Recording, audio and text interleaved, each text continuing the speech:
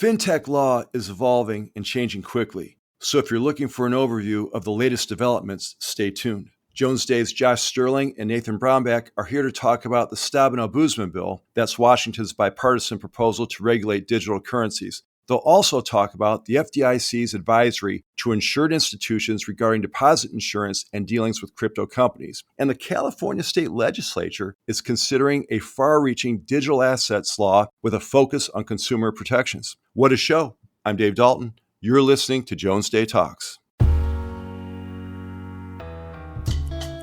Josh Sterling has 20 years' experience in the derivatives and securities markets, both as a lead counsel to major companies and as a senior federal financial regulator. Josh represents clients that are active in the derivatives markets with matters before a number of self-regulatory organizations.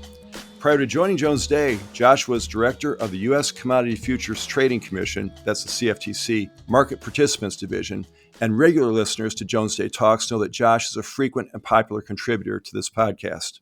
And Nathan Brownback's practice focuses on the regulation of domestic and foreign banks, with particular emphasis on regulations under the Dodd-Frank Act, including the Volcker Rule. He also advises on bank holding company regulations, bank affiliate transactions, merchant banking rules, state commercial lending and money transfer licensing issues, and other legal issues relating to fintech and cryptocurrency firms. Nathan, Josh, thanks for being here today. Thank you for having us, Dave. Thanks, Dave. Really have been looking forward to this program. Nathan, welcome to Jones Day. You're a relatively recent arrival.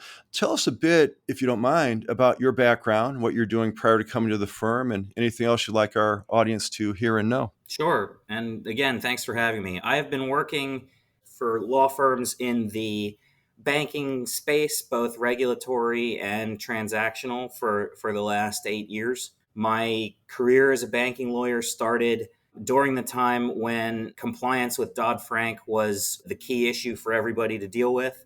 I dove into that to start with. As time has gone on, the big issues in banking and financial services have sort of shifted from that period of responding to the financial crisis into a more normal sort of expansionary phase of the economy, and the rise, of course, of fintechs of various types, including both cryptocurrency and digital asset related fintechs and others. So I have at least done my best to move along with that shift in the business. That's true. Well, if I may say, you're joining a great practice group at a very interesting time.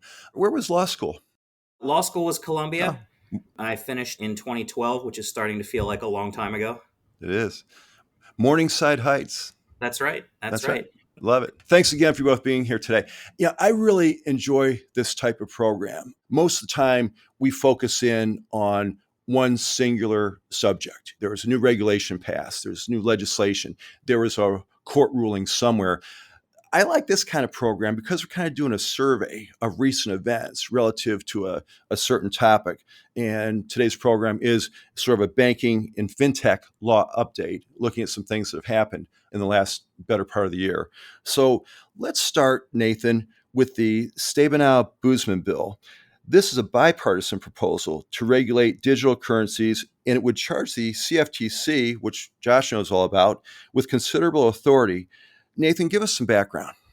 Sure. So one of the hot topics in the field is how digital assets, cryptocurrencies, and as this bill defines them, digital commodities are going to be regulated. There's nothing more in the forefront than that right now. The Loomis-Gillibrand bill that was released a few months ago and about which the firm has written and is writing is one legislative proposal on that front. This is another. As you point out, it is bipartisan. The chair and the ranking minority member of the Senate Agriculture Committee, with bipartisan support, have issued this bill as another proposal. No way to be certain, of course, how the legislation will shake out once it starts to move forward and what version and which bill will come to the forefront, if any. But for purposes of talking about this one, this bill is designed to regulate, quote, digital commodities.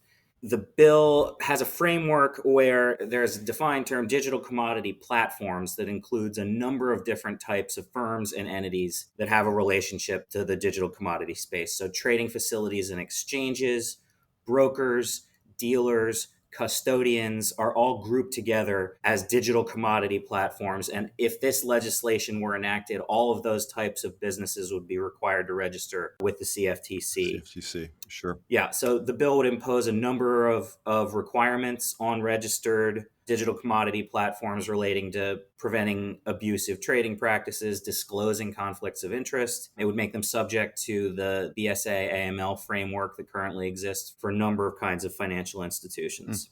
Okay.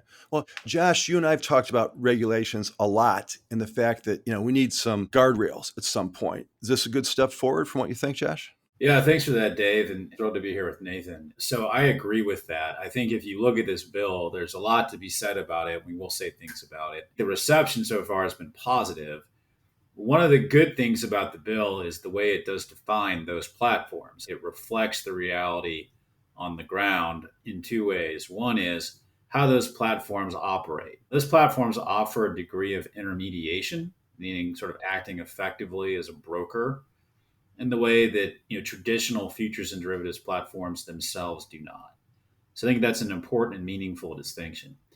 The second way it reflects reality is in the sense that we've seen over the past couple of years a number of large digital asset platforms acquire either futures brokers or derivatives markets themselves, technically called designated contract markets. That's a clear signal with some pretty large check sizes that the industry would like to see a convergence of digital asset trading, the proverbial spot market, with the trading of digital asset derivatives, the derivatives markets, all under one banner, under one business, if you will, and therefore all subject to regulation by one regulator, the CFTC. And so it sort of follows the secular trend of these acquisitions and a recognition that there are a number of digital assets that do look more like commodities than securities, if you got to pick one, and they all ought to be regulated in the same way, give or take, or at least by the same regulator. So it makes a lot of sense in that regard.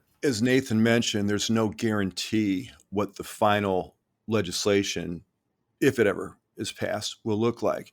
But either you have hunches. Does this bill look like something everybody is pretty close to, or could be pretty close to agreeing on? Yeah, it's been well received. It answers a lot of the important questions about who has primacy for this kind of asset class and the manner in which rules should be written to regulate it better. And of course, they track more what the Agriculture Committee is familiar with, which would be the manner in which derivatives markets are regulated. Mm-hmm. It's going to come down to a couple things. One is who wins the jurisdictional battle between the Agriculture Committees, which oversee the CFTC, and the Banking and Financial Services Committees, which oversee the SEC.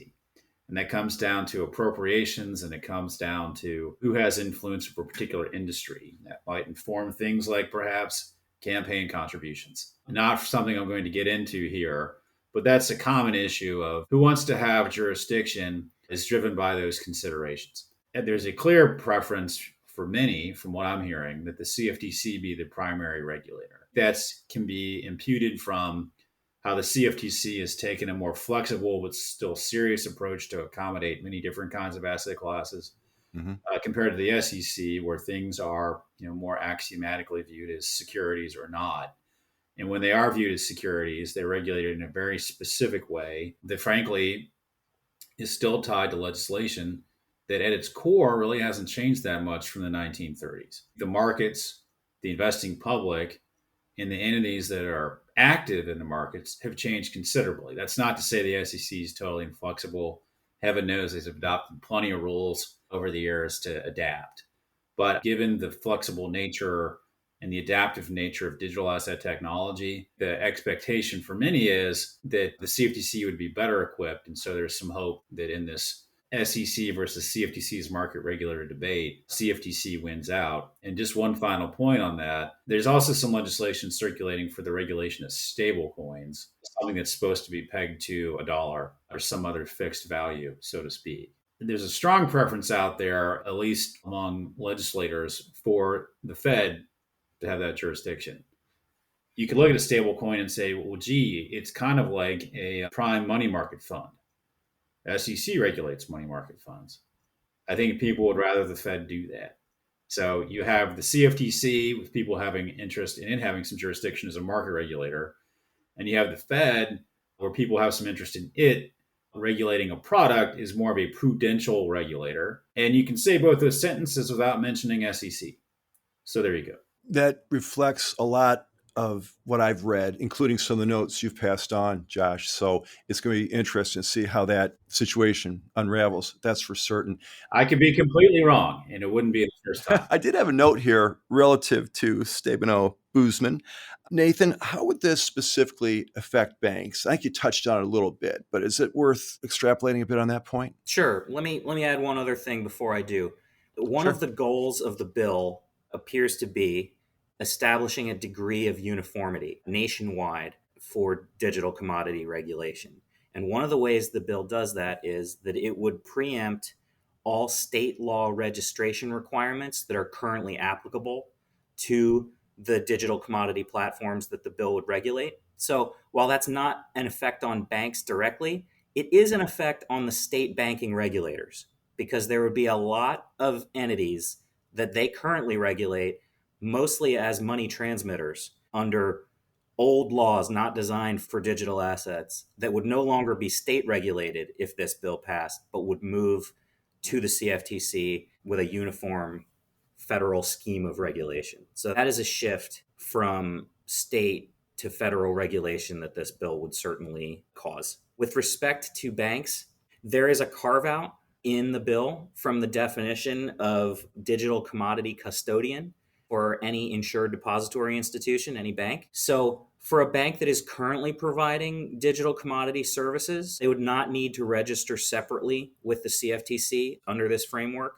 though they would still be subject, of course, to their own banking regulators' requirements with respect to custody of digital assets. The OCC has issued guidance over the last few years on how national banks can comply with their expectations in that regard. See, every time we do one of these programs, I hear a new term, digital commodity custodian. That's a new one. I'm going to write that down. It's a new one because it's a new one in this bill. It's a Good. defined term in the bill, so that's not something you were missing before. Good. That For actually once, I'm is not brand hopelessly out of it. I'm just getting caught up. That's Yep. great. Thanks. All right, Nathan, we're going to stay with you for a second and switch topics a little bit. Near the end of July, the FDIC issued an advisory to FDIC insured institutions regarding deposit insurance and dealings with crypto companies.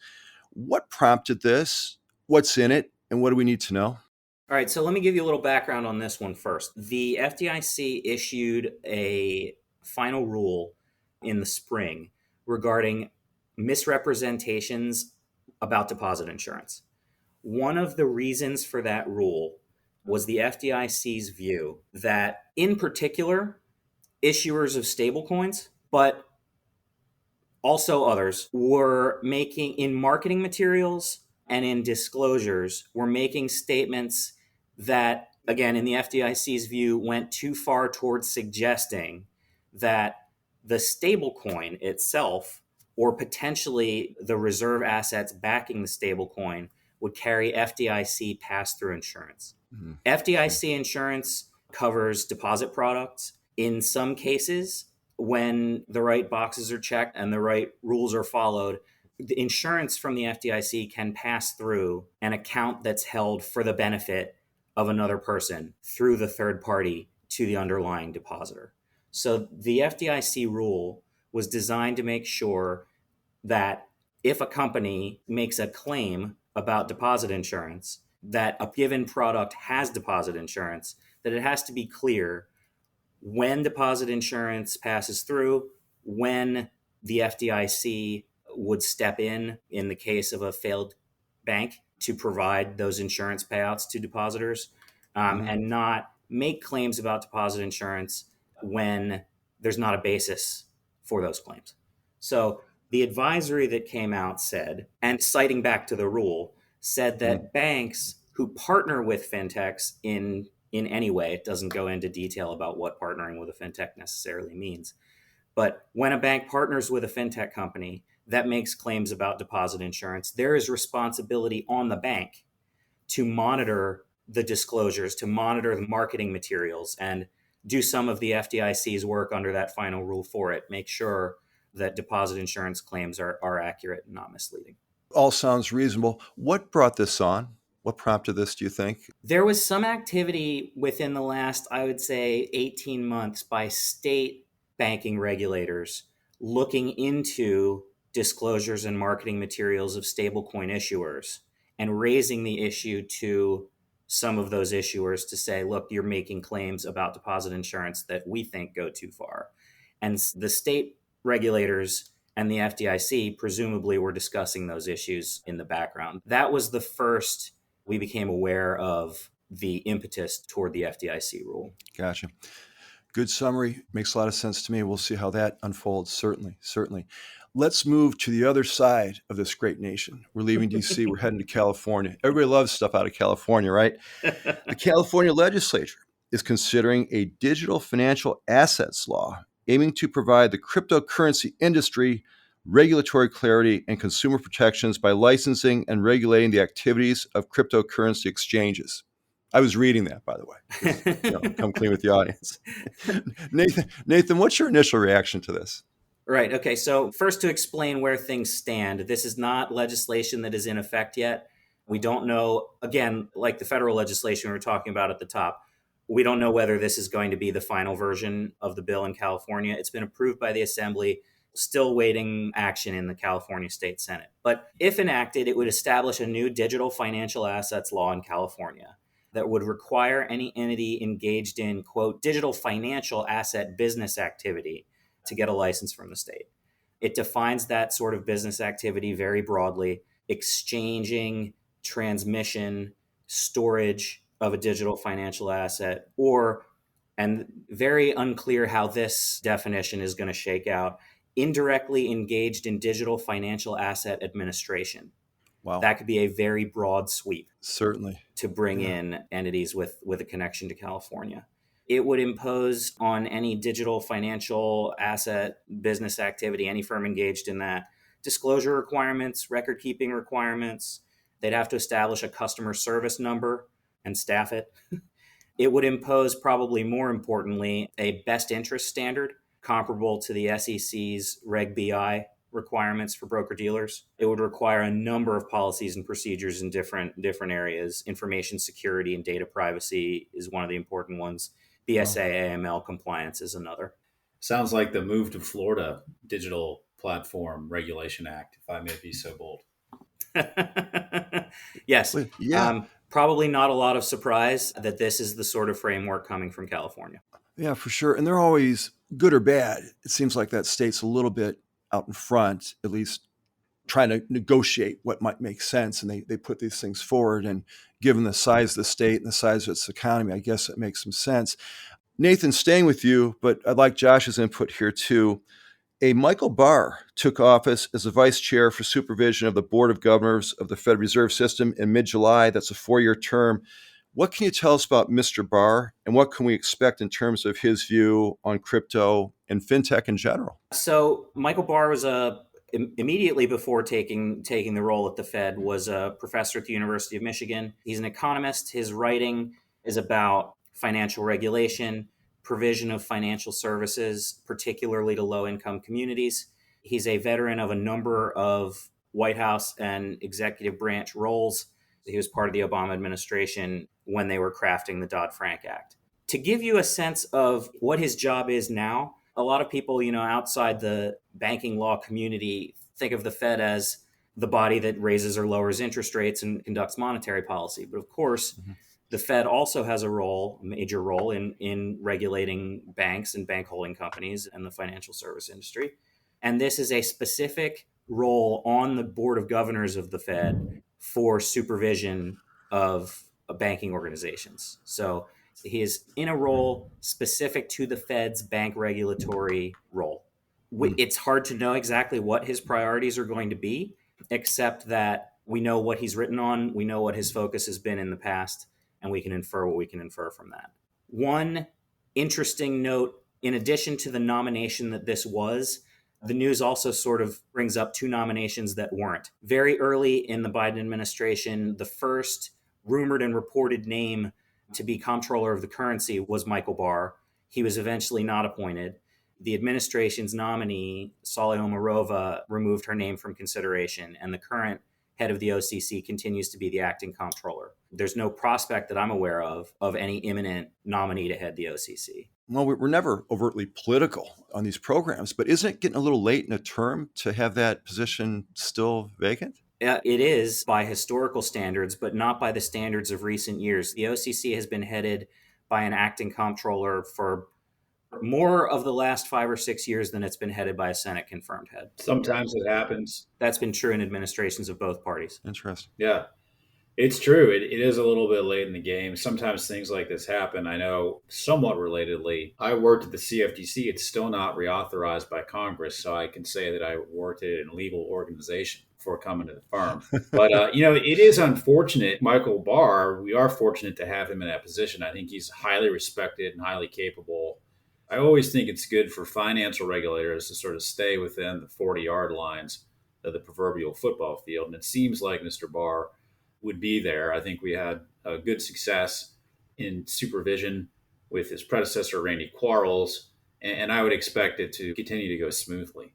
This thing is a highly respected individual, and deservedly so. Real good, real good. One more question, kind of along this line, because I'm going to bring up another personality, I guess. Acting Comptroller of Concurrency, Michael Hsu, has talked about a new Fed rule regarding applying TLAC requirements, that's total loss absorbing capacity requirements, to large regional banks. Nathan, where are we in that process, and what might be the ramifications? Now, you saved the nerdiest question for last, I think. Sure. That's the genius of it, Nathan. That's the brilliance of it. Let me give you a little background again. One of the main concerns of regulators in the Dodd-Frank era was trying to wrestle with the question of what happens when a bank that's too big to fail is failing. So several of the developments coming out of Dodd-Frank were, how do we resolve large financial institutions? One of the requirements imposed by the Fed in its enhanced prudential regulation rules was a TLAC requirement, total loss absorbing capacity, as you say. That requirement was imposed on the globally systemically important banks, the biggest and most complicated financial institutions in the United States. The idea is that if you picture a bank's balance sheet, it has assets, it has liabilities. If the assets start to lose value because of a shock, you're still solvent until they're even. And then as soon as the assets are $1 under the liabilities, the bank is insolvent. So what do you do in order to, prevent that from happening? First, the regulators have requirements for TLAC, total loss absorbing capacity, that can be met either through equity instruments issued by the bank or certain long-term debt issued by the holding company. As the situation for a failing bank deteriorates, if it gets to the point of insolvency, but it has enough of that long-term debt, the idea goes, in a bankruptcy proceeding, long-term debt holders of the old failed financial institution could be converted into equity holders. Instead of losing the debt entirely, they would become shareholders in the new bridge bank, the new financial institution that the FDIC would put together to salvage the bank. So the TLAC requirement generally is a way to try to prevent failure in the first place, to have a big enough cushion that failure doesn't happen.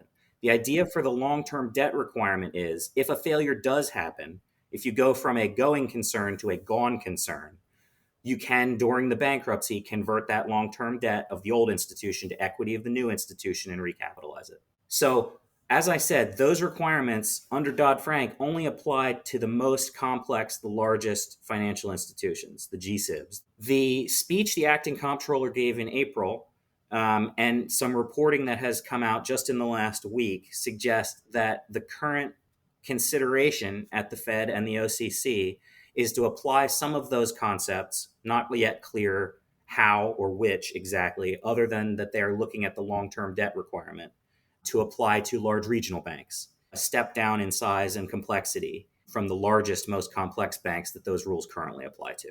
Now, this is interesting because, as you said, we're stepping down to a different level of bank. I think maybe what we used to call super regional or Yep. whatever. Yep, Is this exactly. based on assets or number of branches or number of employees or reach, or how do they define who would come under this sort of regulation? Well, again, there's no proposed regulation available yet, so we can't say concretely. Okay. But given the current requirements on the GSIBs, it would be based on asset size and complexity. Real good. Real good. You know what? We've covered so much in a relatively short period of time. Nathan, I hope you come back. In fact, we'll make sure of that. You were terrific. And how was your first experience with Jones Day Talks? Did you enjoy it? Absolutely. If you invite me back, I'll be back. That's good to hear. Let's wrap up with this. I want to talk just a little bit about the financial markets practice here at the firm. Maybe I'll flip to Josh real quick. Two things, Josh. Tell me about where the focus is for our FinMar practice right now, and what does it mean to have people like Nathan coming in to this already very capable, robust practice? What do you feel about that?